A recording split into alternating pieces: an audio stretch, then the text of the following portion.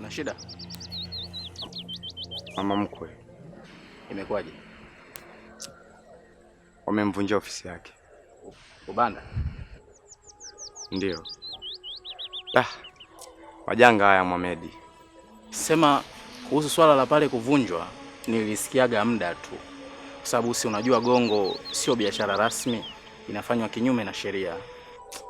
Tukisema tufuatilie kiundani zaidi, hakuna biashara ambayo iko rasmi.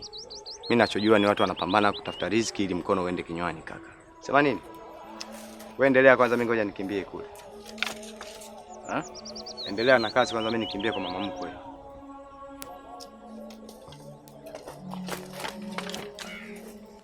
Maiko. Oya Maiko.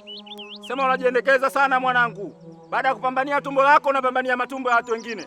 Yatakusaidia nini? Jiongeze babu, haya maisha. Jamani, sijui yani